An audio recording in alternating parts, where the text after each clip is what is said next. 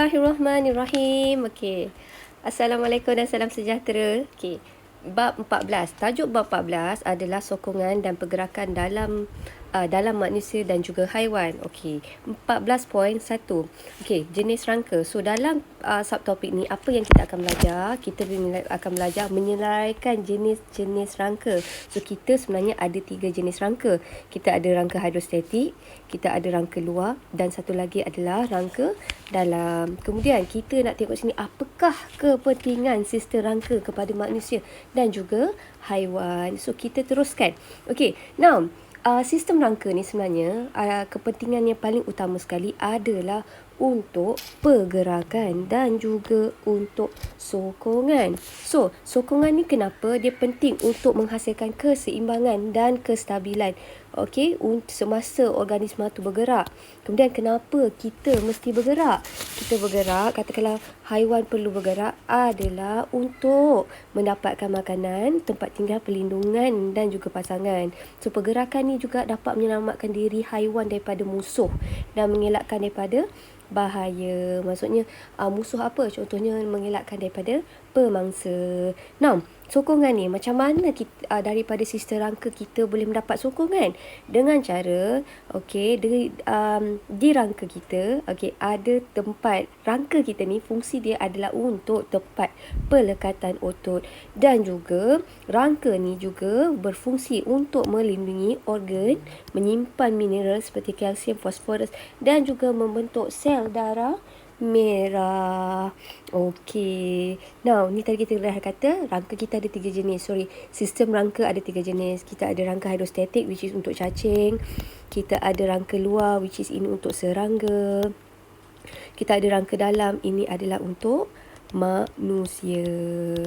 Okey. Now, kemudian ini kesimpulan dia. Apakah kepentingan sistem rangka kepada haiwan dan juga manusia? Kalau rangka luar, kepentingan fungsi rangka luar, contohnya seperti serangga, adalah untuk menyokong organ dalaman dan melindungi struktur dalaman daripada rosak. Kalau rangka dalam, macam kita manusia, untuk mengekalkan bentuk. So, kita ada bentuk, kita ada shape, menyokong tisu-tisu dalam badan yang lembut dan melindungi organ dalaman. Kalau rangka hidrostatik ni terdiri, dia ada bendali, cecair di dalam rongga badannya. Apakah kepentingan rangka hidrostatik untuk cacing atau haiwan yang sama dengan cacing? Memberi sokongan kepada organisma dan membolehkan organisma untuk bergerak. Okey. Nah, kita masuk 14.2. 14.2 kita akan membincangkan mengenai sistem otot rangka manusia. Kita nak cerita otot rangka manusia. Nah, manusia mempunyai rangka dalam. Nah, rangka manusia terdiri daripada rangka paksi dan juga rangka appendage. Kemudian kita tengok tulang belakang kita ataupun nama lainnya vertebra. Okey, tulang belakang ni vertebra terdiri ada 5 jenis. Kita start daripada atas which is leher. Kita ada cervix, ini ada 7. Kita ada lumbar ada 12. Thorax ada 12. Ini bahagian dada. Ini bahagian dekat punggung kita. Ini ada 5. Ini punggung. Sacrum dengan caudal pun ini adalah bahagian punggung. Kemudian kita nak membanding dan membezakan, senang kata apakah persamaan antara vertebra ni. Yang tadi ada 5, apakah persamaan antara vertebra ni?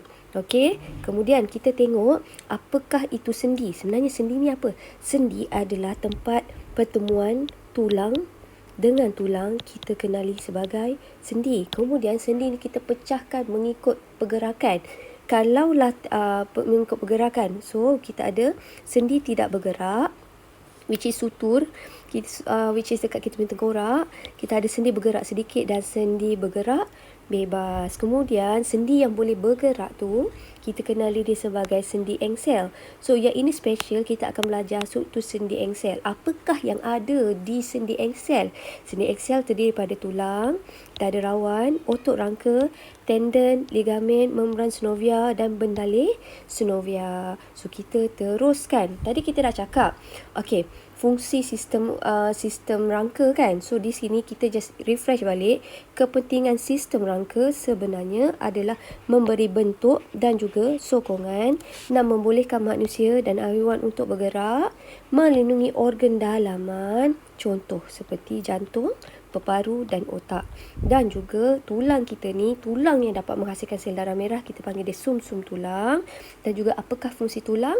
Tulang ni dapat menyimpan garam mineral seperti kalsium dan fosforus. So kalsium dan fosforus ni memberikan struktur make sure struktur tulang tu akan jadi lebih kuat. Okay, right. So kita teruskan. Okay. Now, kalau awak tengok kat sini, sistem rangka manusia. Sistem rangka manusia ni sebenarnya tulang kita orang yang sudah dewasa, dah matang, kita ada 206 tulang. Okay. Now, antara tulang-tulang tu kita ada otot. So otot-otot yang melekat di rangka kita, kita kenali dia sebagai otot rangka. So apakah satu ciri otot rangka? Otot rangka ni menjalankan tindakan terkawal. Okey. Nah, kita teruskan. Now, saya ambil ni terus daripada buku teks. Okey. Nah, buku teks kita, rangka manusia kita terdiri daripada 2 bahagian yang paling penting. Tengok warna Ni kalau awak nampak ni macam hijau ni, ini adalah rangka paksi. So, rangka paksi manusia, saya mula dari atas, terdiri daripada tengkorak, ini adalah rangka paksi. Kemudian sangkar rusuk. Sangkar rusuk ni kita boleh pecahkan kepada 2 bahagian. Sangkar rusuk ni terdiri daripada yang tengah macam keris tu, itu adalah sternum. Kemudian kita ada tulang rusuk. Kemudian rangka paksi kita terdiri daripada turus vertebra. Okey, turus vertebra ni ada 5 jenis. Kita ada tadi cervix, kita ada thorax, kita ada lumbar, kita ada coccyx, kita ada sacrum. Okey. Now, ini adalah paksi. So paksi ada 3. Tengkorak, kita ada sangkar rusuk dan juga turus vertebra. Turus vertebra ada 5 jenis. Okay. And then kita tengok appendage. Now, appendage ni adalah rangka yang sisi-sisi, side di tepi-tepi tu. So, kita mula dari atas. Bahagian tulang yang ke atas yang tu appendage, itu adalah pectoral. Pectoral adalah tulang bahu. So, tulang bahu kita, lengkungan pectoral ni terdiri daripada bahagian depan awak. Kalau awak rasa, ni saya suka tulang tau sebab awak boleh feel. Ini kita panggil dia sebagai clavicle dan juga scapula bahu yang kat belakang. Ini adalah scapula. So, ini adalah rangka appendage. Appendage. So, bahu. So, rangka appendage yang pertama adalah lengkungan pectoral. Tulang kat bahu terdiri daripada clavicle dan scapula. Kita turun bawah sikit. Appendage yang kedua adalah tulang lengan. Ataupun buku lama, saya tadi nota saya ada pakai yang ni, anggota hadapan. Buku lama pakai anggota hadapan. Tapi saya pakai buku teks tau. So, buku teks tulis tulang lengan. So, tulang lengan ni terdiri mula daripada atas tangan awak. Kita ada humerus, ulna, radius, carpus, metacarpus dan juga falang. Falang adalah tulang jari. So, trivia, tulang jari ada berapa? Tulang jari ada 14. Semua tulang jari kita ada 3 kecuali ibu jari. Sebab tu jadi 14. Okay, now, tulang kita, awak tengok dia start daripada humerus. And then kita ada ulna dan ada radius. So, macam mana nak tahu ulna dan radius? Awak tengok yang tebal sikit. Yang tebal ni selari dengan ibu jari kita. Okay, ini adalah radius. Radius yang besar sikit. So, bawah tu itu adalah ulna. Lepas tu kita ada metacarpus ni adalah bahagian tapak tangan kita. Kemudian kita turun ke bawah sikit. Okey. So, ini A nombor 1, appendage nombor 1, appendage nombor 2. Sekarang kita masuk appendage nombor 3. Appendage nombor 3 ini adalah tulang-tulang yang ada dekat punggung kita. Pelvis punggung. So, tulang kat punggung kita terdiri pada EP. EP terdiri daripada ilium ni sepasang. Semua sepasang. Tulang kita sepasang lah kan. Punggung kita mesti sepasang lah. Kita ada ilium, pubis dan ischium. So, appendage, rangkai appendage ada 4. Mula lagi sekali Bahu kita lengkungan pectoral. Kemudian tulang tangan, tulang lengan. Kemudian kita ada lengkungan pelvis. Akhir sekali, appendage yang keempat, ini adalah tulang kaki. So, tulang kaki kita terdiri daripada bahagian atas, which is kat awak punya peha. Tulang peha ni adalah tulang paling kuat sekali tau. Which is femur. Kepala lutut awak patella. Kemudian awak punya bahagian kaki yang bahagian depan tu, dekat bahagian awak punya betis. Yang depan tu itu adalah tibia, belakang betis awak ini fibula. So ini belakang, yang ini bahagian depan. Kemudian kita ada tarsus, metatarsus dan juga falang. Falang sama juga adalah bahagian jari, tapi jari kaki. Okey. So ingat, rangka manusia terdiri pada dua bahagian, which is rangka paksi. Kita ada rangka paksi dan juga rangka appendage. Rangka paksi kita ada 3 je, which is rangka paksi kita ada daripada tengkorak. Okey, awak ada tengkorak. And then kita ada sternum, ada sangkar rusuk dan turus vertebra. Kalau appendage pula, appendage kita terdiri ada 4, which is lengkungan pectoral, tulang lengan, kemudian kita ada lengkungan pelvis dan juga tulang kaki. Now, ini just browsing sahaja tau. Actually, ini just for your knowledge. Now, tengkorak kita sebenarnya ada 22 tulang. So, 22 tulang, kebanyakan tulang ada di tengkorak kita tidak bergerak. So, ingat tak tadi? Tempat pertemuan tulang dan tulang, ini tempat pertemuan tulang dan tulang, kita kenali dia sebagai sendi. Disebabkan tulang yang ada 22 dekat kita punya tengkorak ni tidak bergerak, kita panggil dia sebagai sendi tidak bergerak. Tapi ada satu bahagian yang bergerak, which is kita kenali dia sebagai mandible yang awak boleh makan tu. Okay. Now, tengkorak kita ni nanti dia akan bersendi dengan tulang atlas. Maksudnya tulang cervix nombor 1, kita panggil dia sebagai atlas. Okay, sangkar rusuk. Sangkar rusuk kita ada 12. Okay, dia ada nama-nama special dia. 1, sangkar rusuk sebenar. Okay, 1, nombor 1 hingga nombor 7, ini adalah sangkar rusuk sebenar. Kalau 8 hingga 10, ini adalah tulang rusuk palsu. And then 11 hingga 12, ini adalah tulang rusuk bebas. Just for your knowledge. So, kita terus masuk turus vertebra. So, turus vertebra kita ni, tulang vertebra kita actually ada berapa? Ada 33. So, cervix ada 7. And then thorax ada 12. Lumbar kita ada sini adalah lumbar ada 5. So the rest adalah sacrum dan juga caudal. Nah, specialnya tulang kita ni. Tulang kita ni, awak bayangkan tulang ni macam besi tau. Tapi macam mana awak boleh bergerak tak rasa nyilu?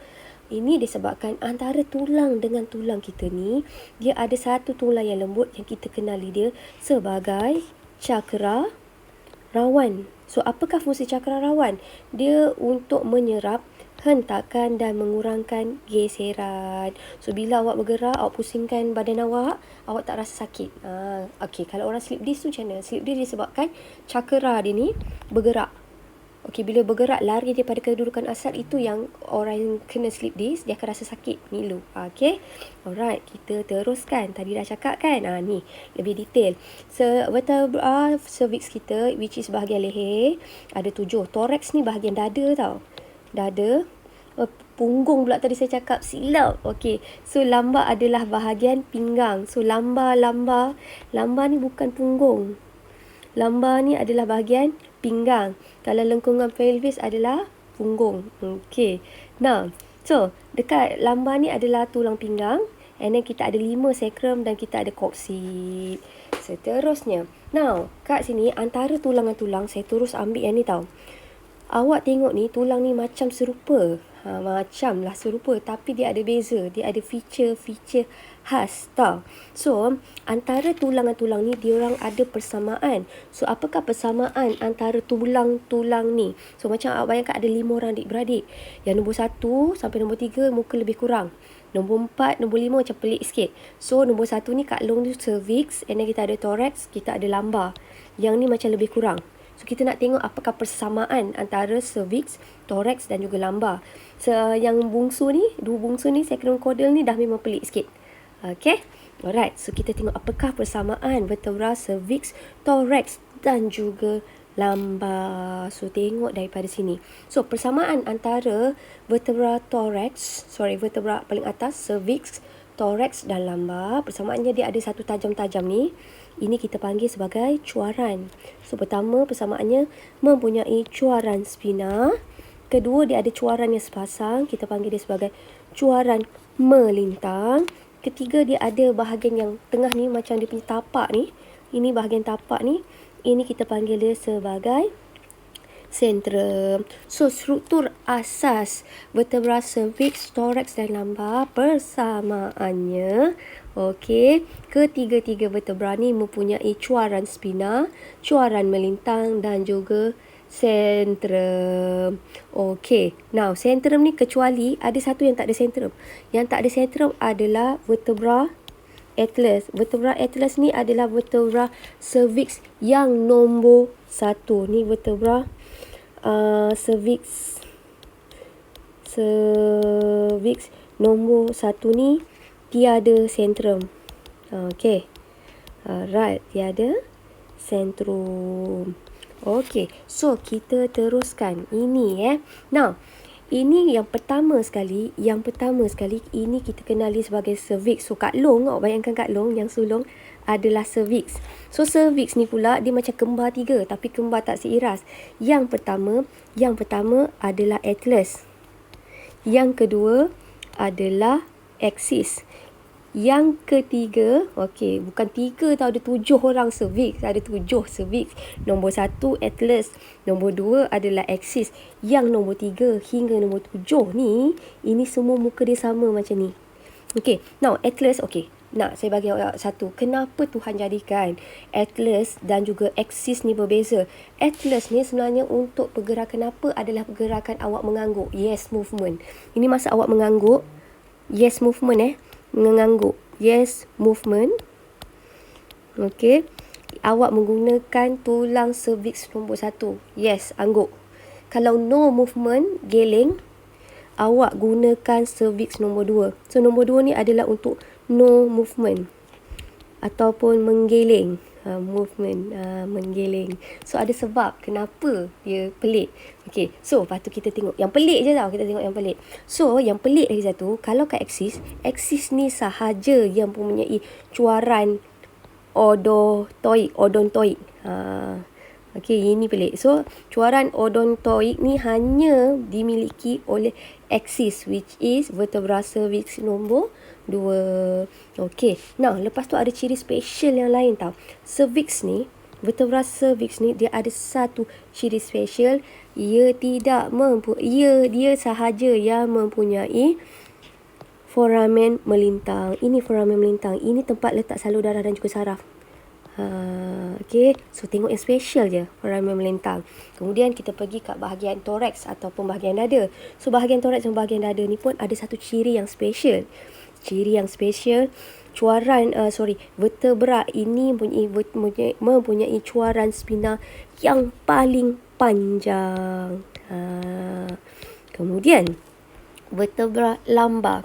Lumbar ni apa special kat lumbar? Lumbar ni paling gemuk, paling besar. Kenapa? Sebab kerjanya adalah untuk support berat badan kita. So oleh itu ia mempunyai sentrum paling besar. So awak ingat yang special dia punya feature sahaja. So lagi sekali, kalau untuk cervix, dia punya ciri uniknya mempunyai foramen melintang. Okey, so komen dia. So awak tengok kat sini, ciri unik dia mempunyai foramen melintang. Kalau yang nombor 2 ni ada cuaran odontoid. Kemudian awak tengok kalaulah untuk cuaran spina, cuaran thorax, ciri uniknya dia mempunyai cuaran spina yang paling panjang. Kalau vertebra lumbar, apakah ciri unik? Mempunyai sentrum paling besar. So kesimpulannya, so kita ada 5 jenis turus vertebra. Tapi antara 5, 3 yang awal tu yang kita memberi penekanan. Okey, so which is kita ada vertebra cervix, kita ada thorax, kita ada lumbar. So cervix ni bahagian leher, ini bahagian thorax ni bahagian dada. Okey, bahagian thorax ataupun dada. Lumbar adalah bahagian pinggang. So ingat ciri-ciri unik sahaja. Kalau vertebra cervix, ciri uniknya mempunyai foramen melintang. Kalaulah vertebra thorax, ciri uniknya mempunyai cuaran spina dan cuaran melintang paling panjang. Ni panjang, ni pun panjang. Ni cuaran melintang juga. Okey, kemudian kalau lumbar mempunyai sentrum paling besar. Kenapa? Untuk menyerap absorption, dan juga bukan menyerap absorption, dia adalah untuk menyokong berat, menyokong beban. Okey, so persamaan antara cervix, thorax dan lumbar mempunyai cuaran spina, cuaran melintang dan juga centrum, kecuali vertebra atlas, which is vertebra atlas ni adalah vertebra nombor 1. Ni adalah number 1. Okey, now kita teruskan. Okay, this one you can read in your notes. Okay, kita terus ni coccyx lah. So coccyx, okay, so coccyx ni ada 5. And then kita sacrum. And then paling bungsu kaki adalah coccyx. Ni boleh baca sendiri. So kesimpulan rangkaian appendage kita ada 4. Satu adalah lengkungan pectoral. Lengkungan hadapan awak dah tukar dalam buku teks awak adalah tulang lengan. Okay, tulang lengan. Anggota belakang adalah tulang kaki dan juga lengkungan pelvis. So pectoral bahu, ini adalah punggung. Okay, right. Okay, now seterusnya, ni tak payah, this one is for your ni lah, reading, extra knowledge lah. Okay, now kita tengok struktur sendi pula. So awak tengok di sini, kalaulah dalam buku teks awak, okey, struktur sendi kita, sendi bebas bergerak. Sebenarnya sendi kita ni ada 3 jenis. Satu adalah sendi tidak bergerak. Contoh sendi ada 3 jenis. Pertama adalah sendi tak bergerak. Sendi tak bergerak kita contohnya adalah dekat tengkorak kita. Kita kenali sebagai sutur. Bergerak. Tak bergerak kita ada sutur. And then kita ada bergerak sedikit.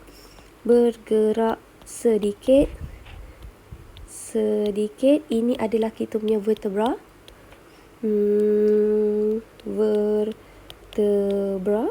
And then kita ada yang sendi yang bebas bergerak. Now, sendi yang bebas bergerak ni kita boleh pecahkan kepada 2 sebenarnya. Satu adalah sendi engsel. Satu lagi adalah sendi lesung. Kalaulah sendi engsel, okey, dia boleh bergerak 180 darjah saja. 180 darjah saja, maksudnya satu sata. Kalau sendi lesung, dia boleh bergerak kat semua arah, which is 360 darjah. So maksudnya boleh bergerak semua arah. Ni semua arah.